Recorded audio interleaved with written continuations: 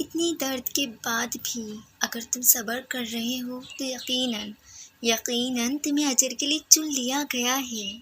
تم نے رو رو کر مانگی ہیں جو دعائیں، مبارک ہو کہ انہیں قبولیت کے لیے چن لیا گیا ہے۔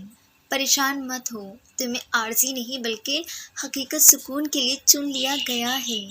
تم سوچتے ہو آزمائش کے لیے میں ہی کیوں؟ خوش ہو جاؤ کہ تمہیں اللہ کی دوستی کے لیے چن لیا گیا ہے۔ جب کبھی تمہارا دل بے وجہ بے چین رہنے لگے تو سمجھ جانا تمہارا رب تمہیں عرش پر یاد کر رہا ہے۔ نصیب بھی ہار جاتا ہے تہجد کی دعاؤں کے آگے، پھر تمہیں کون سی چیز روک رہی ہے رب سے مانگنے سے؟ جب انسان بچوں کی طرح اللہ کو اپنی من پسند چیز کے لیے مناتا ہے، تڑپ سے گڑ گڑاتا ہے تو وہ مان جاتا ہے اسے اپنے بندے کی معصومیت بھری ادا بہت پسند ہے۔ اللہ جہاں بھی چاہے نصیب پلٹ دے، اس کی قدرت تمہاری سمجھ سے باہر ہے۔ آپ کی دعائیں وہ صبر کر سکتی ہیں جو آپ کا مقدر نہیں کر سکتا۔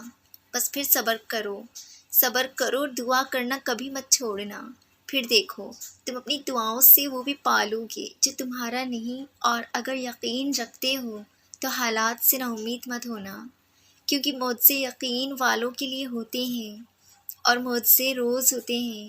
تو پھر ڈرو مت، تم جہاں کہیں بھی ہو اللہ تمہارے ساتھ ہے۔ اور جب صبر کرنے والے درد سے اللہ کو پکارتے ہیں تو وہ ان کے دلوں کو ٹھنڈا کر دیتا ہے اور انہیں ہر گھٹن سے آزاد کر دیتا ہے۔ تمہارا کام بس دعا کرنا ہے، اسباب وہ خود بناتا ہے، اور جلد ہی وہ تمہیں یوں خوش کر دے گا کہ تم پھر سے جی اٹھو گے۔